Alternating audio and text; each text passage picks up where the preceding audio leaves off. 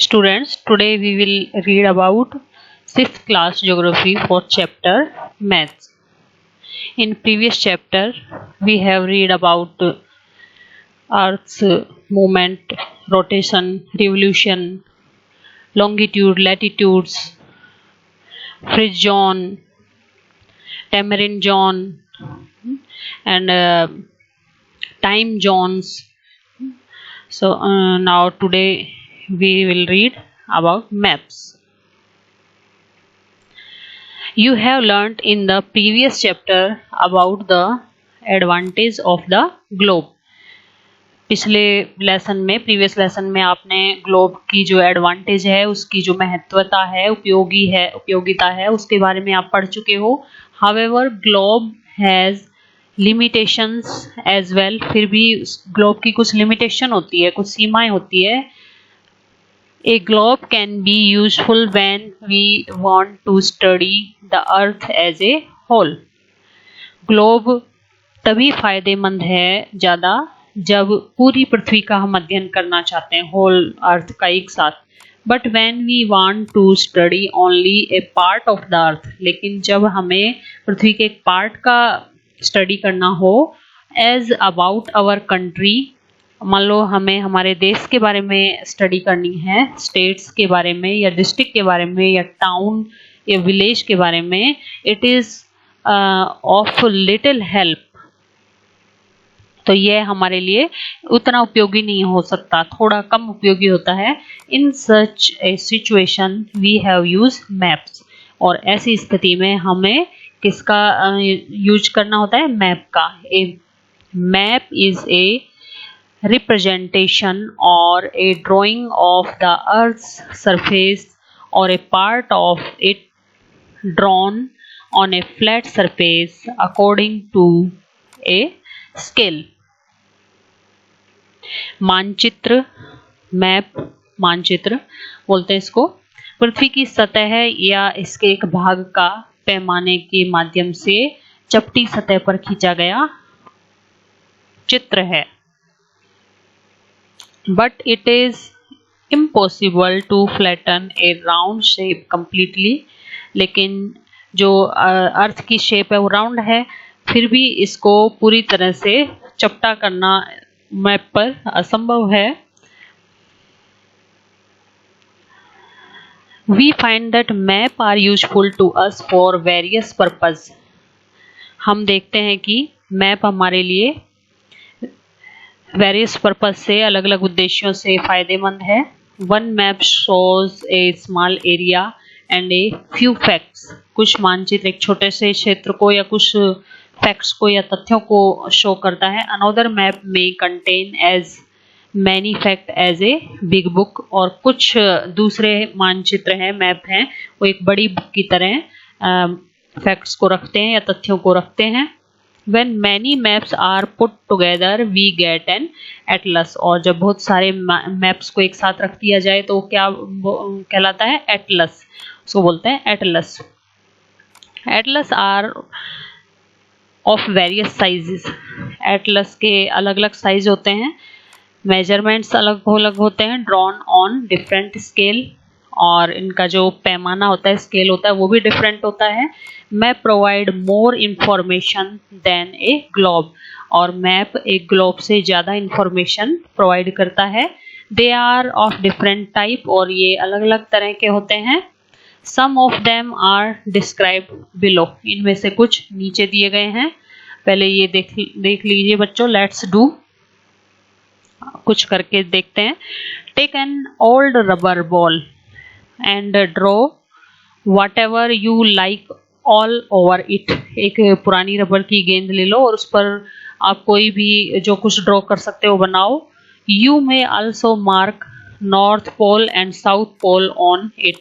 और इस पर नॉर्थ पोल और साउथ पोल को भी दिखा सकते हो आप. Now cut this ball with a knife and try to flatten it. और अब इसको काटो और इसको फ्लैट करने की कोशिश करो. मान लो ये बॉल है, आपको ये नॉर्थ पोल और साउथ पोल शो कर दिए इस पर आपने, और अब इसको बीचों बीच से इसको काट दो और ये आपको इस तरह से मिलेगी। देखें कि किस प्रकार रेखा चित्र का रूप बिगड़ जाता है ना। ये पूरी तरह से फ्लैट नहीं आती है।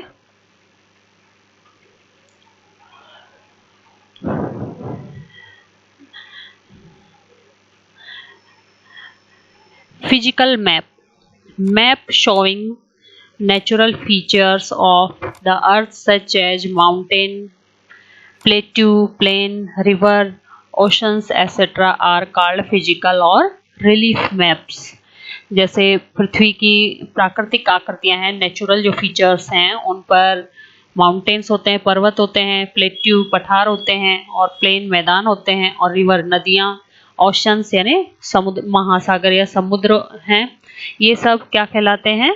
इन सब को मानचित्र पर जो मैप्स शो करते हैं वो मैप बोलते हैं, उन मैप को बोलते हैं फिजिकल या रिलीफ मैप। नेक्स्ट है पॉलिटिकल मैप। पॉलिटिकल मैप यानी राजनीतिक मानचित्र।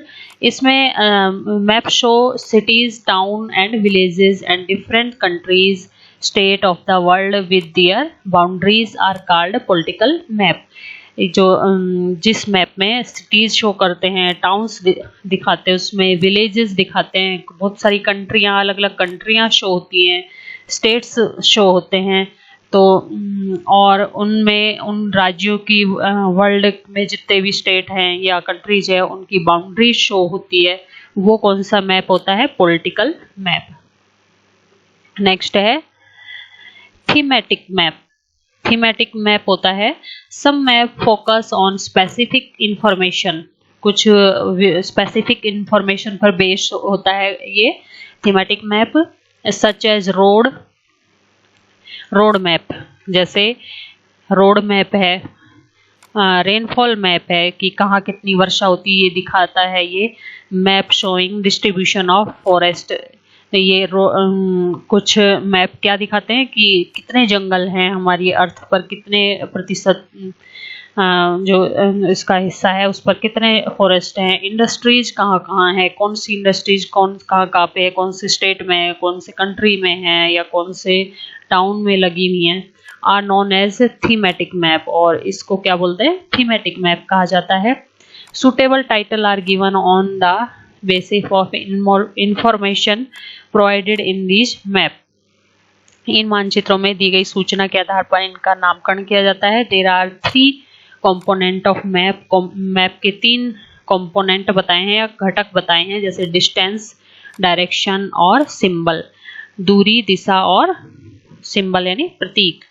और डिस्टेंस देखिए बच्चों, डिस्टेंस है map are drawing which reduce the entire world or a part of it fit on a sheet of paper. मानचित्र एक ड्राइंग होता है जो पूरे विश्व या उसके एक भाग को छोटा सा करके कागज के एक पन्ने पर दिखाता है।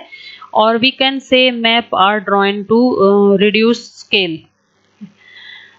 मानचित्र छोटे से पैमाने से खींचे जाते हैं, but this reduction is done very carefully so that the distance between the places is real. और ये इतने सावधानी से किए जाते हैं, छोटे किए जाते हैं, ताकि उनके स्थानों की जो बीच की दूरी है वो रियल बनी रहे। It can only be possible when A small distance on paper represent a large distance on the ground.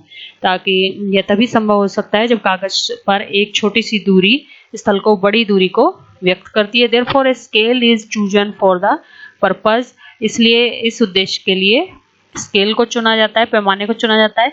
Scale is the ratio between the actual distance on the ground and distance shown on the map. Scale एक वो जो वास्तविक दूरी और मानचित्र पर जो दिखाई गई दूरी है उसका अनुपात होता है, यानी रेशियो होता है। For example, the distance between your school and your home is 10 kilometre.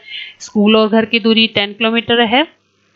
If you show this 10 kilometer distance by 2 centimeter on a map, it means 1 centimeter on the map will show 5 kilometers। और आप इसको 2 centimetre पर इसको दिखाते हैं map में, तो इसका मतलब क्या हुआ कि एक सेंटीमीटर किसको शो कर रहा है? 5 किलोमीटर को। The scale of your drawing will be 1 centimeter equal to 5 centimeter। और स्केल क्या हुआ आपके इसका? मैप का 1 सेंटीमीटर बराबर हुआ 5 किलोमीटर के। The scale is very important in any map. Scale बहुत इंपॉर्टेंट है किसी भी मैप के लिए। If you know the scale you will be able to calculate the distance between any two places on a map. यदि आपके पास इसकी scale की अच्छी जानकारी है तो आप मैप पर दिखाए गए कोई भी दो स्थानों की दूरी अच्छे से कैलकुलेट कर सकते हैं, पता लगा सकते हैं।